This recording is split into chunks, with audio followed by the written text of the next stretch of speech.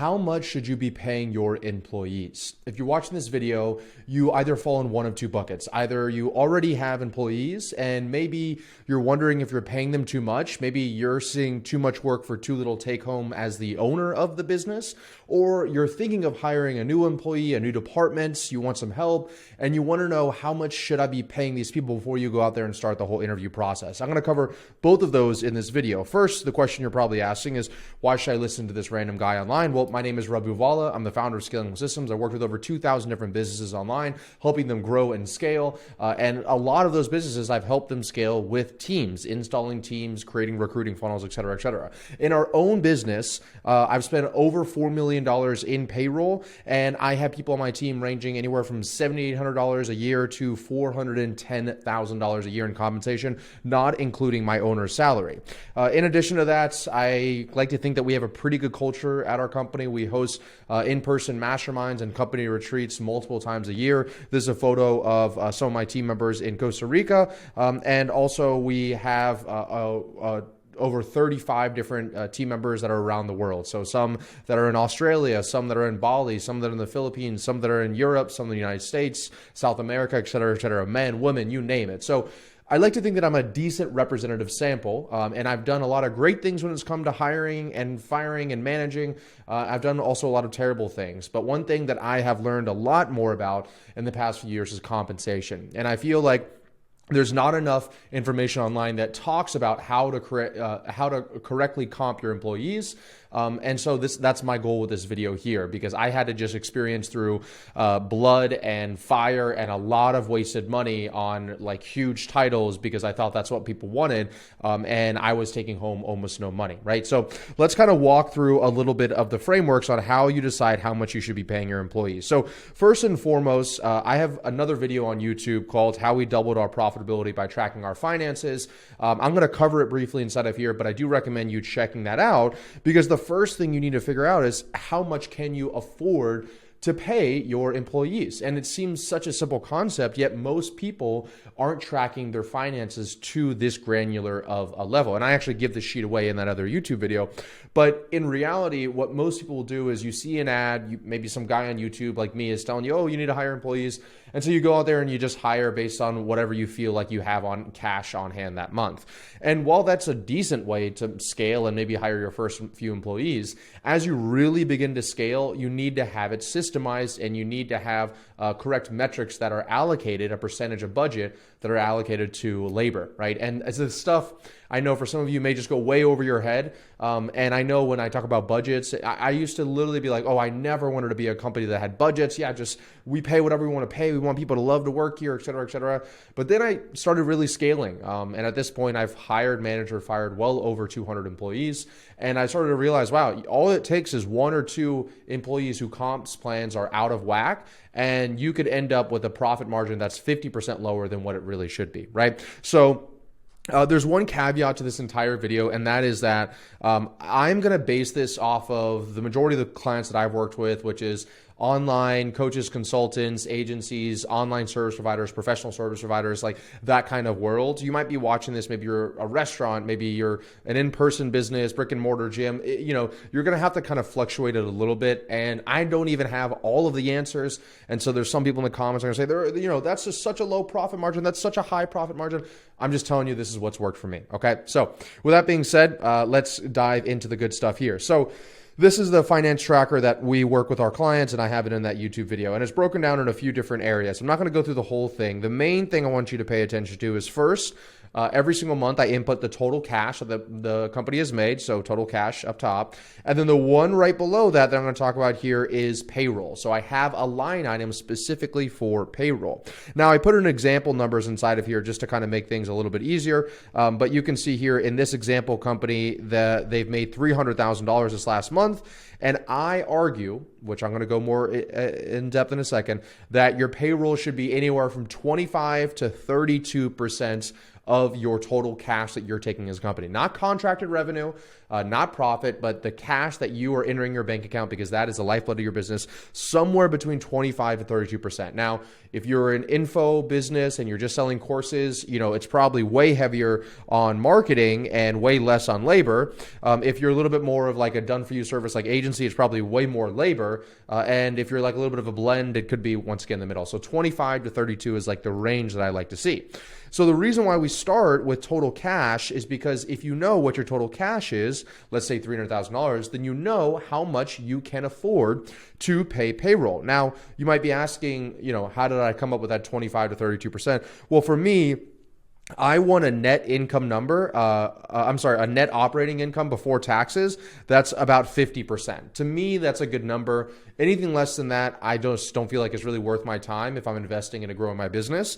And so I'm looking at 50% margins. Now, just for context, we've generated over $25 million online. So like if you're doing $100,000 a month, you could probably do that literally by yourself and be at 98% margin. So this is all stuff at scale. And so I'm comfortable with the 50% margin if that means that I get to just do the things that I love to do. I have a full team below me. I can leave my business and go to China and Paris and, south of France and all these different places for 2-3 weeks at a time. And my company is still not only maintaining, but growing without me, right? And that's because I am willing to pay. I'm willing to take home less because I'm working less time, but making more money, right? So hopefully all of that makes sense. So in this example here, I have $80,000 in total payroll I want to pay out, right? And whether you include owner's comp is going to be up to you or not. So in this example, let's say that I wanted to hire somebody in my marketing department. Well, let's talk about breaking down that 25 to 32% more in depth, right? So I have this in this track here, but I say that we're looking for 27%. Client success should be 10% of total cash. Sales should be 12%. Marketing and media should be 2%. And operations and billing should be 3% of total cash, right? So this is how I got to that 27% number. This is what I'm looking at internally inside of my business. So if you were to make $300,000 a month, so let's say $300,000, and let's say you wanted help in marketing, right? You're slaving away in the marketing department every single day, whether it's a media buyer, a marketing director, it's a copywriter, so whatever your biggest pain point is, I need to hire somebody right away. Then we come over here and we look at this and we say marketing and media should be 2% of total cash. So we're going to multiply it by 0.02, and that's going to be about $6,000 a month that I have to pay for my entire marketing and media department, marketing and media department. So right now that could just be one person, but you have to understand that obviously if you want to be able to spend more, then guess what? This 300,000, how much money you're making every month, that needs to go up. Okay. So what I see a lot of people do is they instead will go, oh, let me do 3% or let me do, 4% or let me do 5% instead, right? Because they're expecting if they pay out 5%, then they're going to be able, which I think would be like $15,000 a month.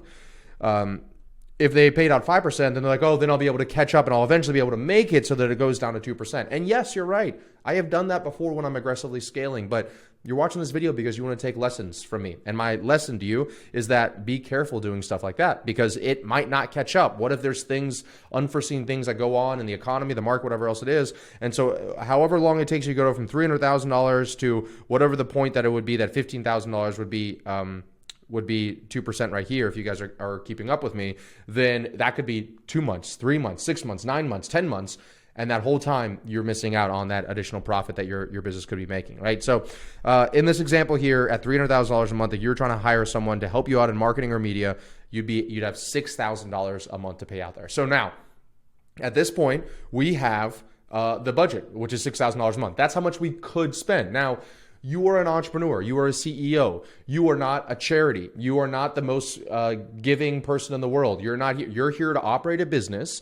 And so even though you can pay $6,000 a month, doesn't mean you should. What do I mean by that? Well, I'm so happy that you asked. First, totally shameless plug. If you're at a certain revenue level and you're like, wow, Ravi's talking about 5% here, 3% here, 12% here. But for me, that's no money at all. because you're not making enough money, you're not scaling fast enough, then totally shameless plug. If you want to go below this video and watch this video here, it's about how we can install a system that books 20 plus qualified sales calls a day for your business, and you work with me and my team one-on-one. And that's why I always tell people focus on making more money first before you focus on building the team, because that will then give you that percentage points. You're going to have way more you can spend in labor if you're making $300,000 a month than if you're making $30,000 a month, right? At that point, you might as well just focus on building a system that can make you more money than you will on, oh, let me go out here and hire all these people. Now, that being said, let's go back to, now that we know exactly how much money we have to spend, what should we spend? Well, there's really three main ways that I look whenever I'm hiring for a position,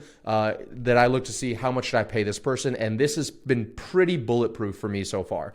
And I've learned this all by fire. I'm not an MBA expert. I don't have my business degree. So once again, take everything I say with a grain of salt.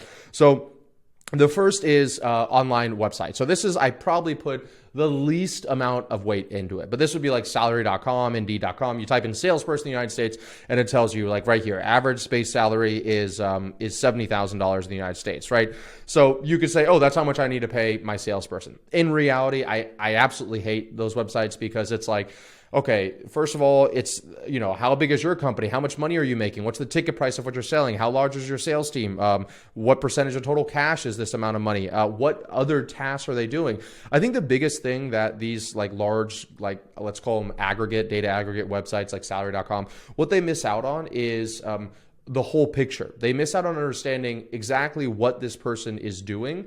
Where if you're going back and you have $6,000 a month to spend in your marketing department, you may call someone the director of marketing, or, heaven forbid you call them the chief marketing officer at $300,000 a month. But if you do that, you're going to think that you need to pay all this money because salary.com is thinking that they're going to be doing and managing a team of 10, 15, 20 people like a true C-suite executive would.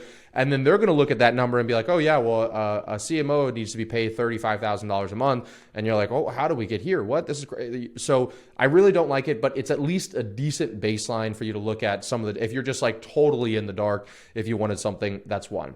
Number two, this is usually where I start, but this could be your second step. I will literally just call up people if I'm in masterminds or whatever else it is. If I have friends in the industry, I'll just call up people and say, hey, I have this problem. I'm looking to hire this person. This is the title I'm thinking of. What do you, I think you have that person. What do you currently pay them? And what do they do? I can't stress this enough. What do they do? You can't assume that just because one title is doing these responsibilities in one area, that same title is going to be doing the responsibilities in another area. So make sure, they may call them they're a head of marketing, but in reality, they're just a media buyer. Okay. So that's why it's important that you ask them, what do they do? But this is the next best step, because now you're seeing kind of what the market will bear, if you will. This is a great way that you're properly allocating your resources.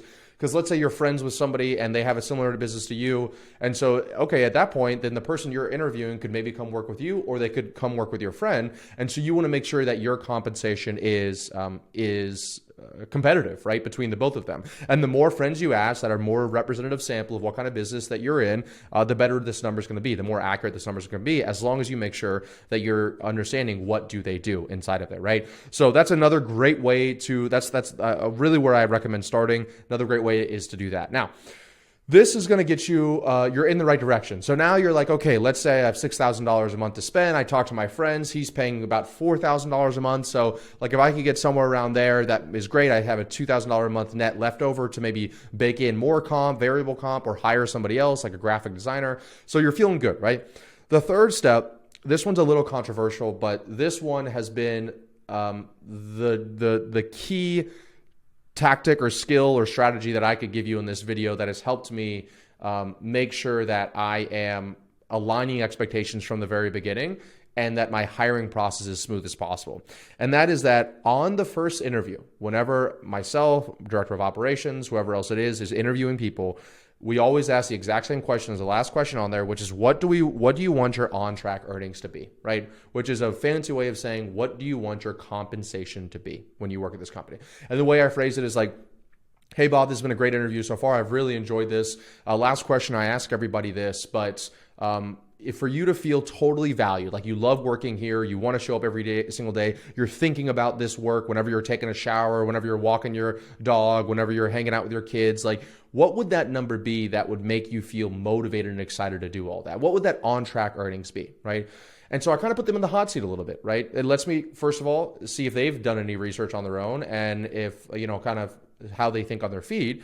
But second of all, it lets me know very early in the process that if I'm thinking like, so let's say in the example I gave, I have $6,000 in a budget. My friends and everybody say around $4,000 is what they spend.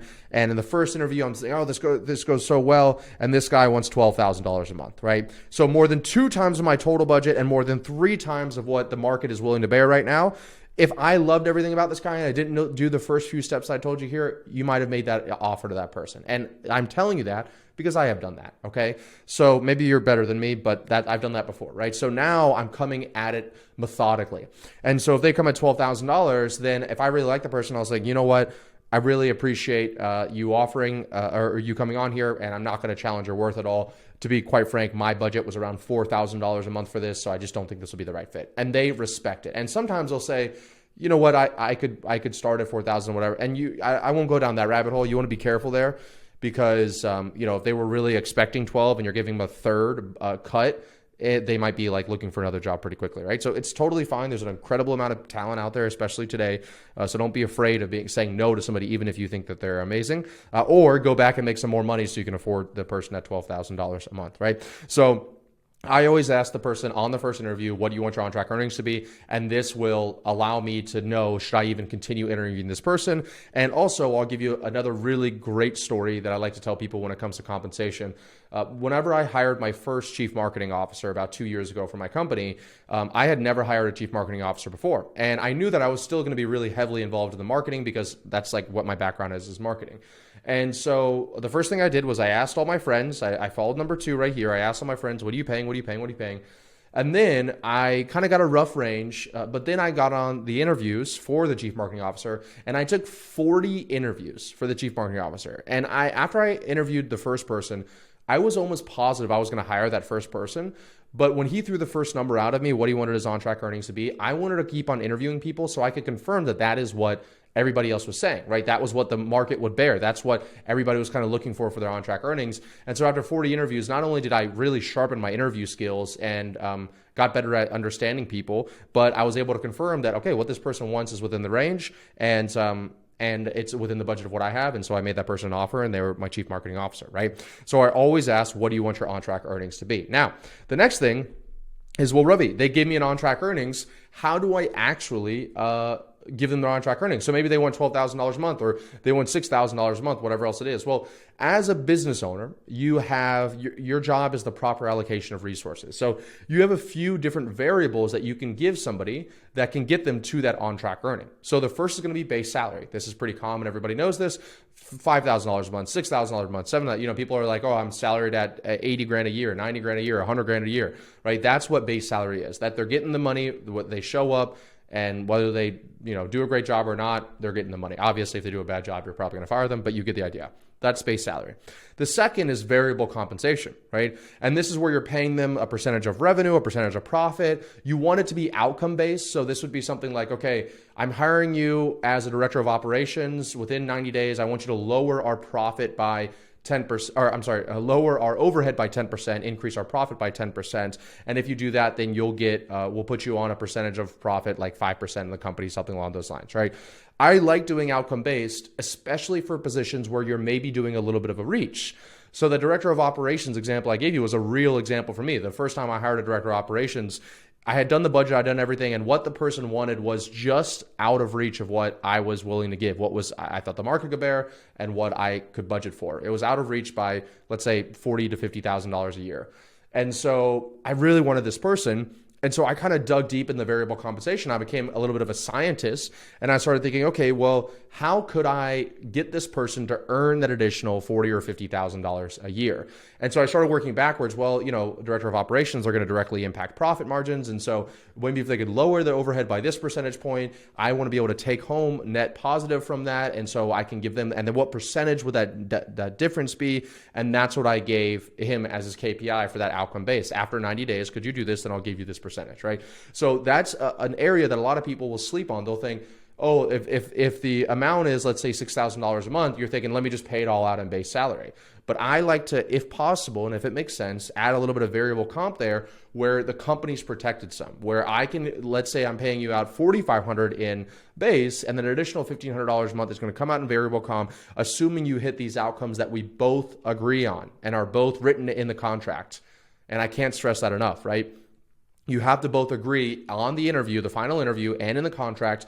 These comps are going to, if these things are going to be hit, they're going to get this comp, which equals this amount. And that's how they get on track, right? Because you don't want to get it all murky later on. That could be a big problem. Okay. But I love variable comp because even if you wanted to stretch a little bit outside your kind of your comfort zone, you really wanted this higher, as long as it wasn't 3 times, like I said earlier, you could maybe put some variable comp in there. There's also equity. Now, for the majority of people who watch this video, if I'm just being really transparent with you, your company's probably not worth anything to have equity. So in some ways, it's a little bit of an insult to be like give somebody equity if you're not really planning on exiting it, or if you just don't know yet, right? And also, I've heard of a lot of horror stories of giving equity and the business gets taken over. So I'm not saying don't give equity. It's just an area that I have a portfolio of companies, but I'm just saying that it's an area that's really complex with lawyers and all these other things. And I would probably just stay away from that until you were at a certain level that the company was actually worth something, and then you wouldn't even want to give equity away, right? And then the last element of on-track earnings would be benefits, right? So they want to get, for example, in one of my positions, they were working somewhere as an entrepreneur, they wanted to come with us, and they were paying some kind of entrepreneur amount, like insurance, and it was like, I don't know, $800 a month in insurance for them. And so we decided to add that as a benefit for the company that they would take it over. It was essentially a stipend for that. So those are the main ways that you could impact on-track earnings. But the most important thing here is we're backing into these numbers. It's not get on an interview, ask them what they want to get paid, and then see how much money you have in the bank account and pay it. It's a very methodical process, starting with how much money you're making, how much money you want to take home, how much you want to allocate to labor. Inside of that allocation of labor, what percentage goes to each department. And then you go and you speak with your friends and other businesses you know that are paying people in this position, make sure they're doing the same thing you're hiring for this, figure out what that is. You go on a bunch of interviews, ask all of them what their on-track earnings wants to be, and then you use the different resources at your disposal, base salary, variable compensation, benefits, equity, to back into that final number. So hope you enjoyed this video. Like I said, if you guys want us to kind of go deeper with this one-on-one with you, I recommend going in the link description, booking a call to speak with myself, one of our team members, and we can walk through that process. Thanks so much.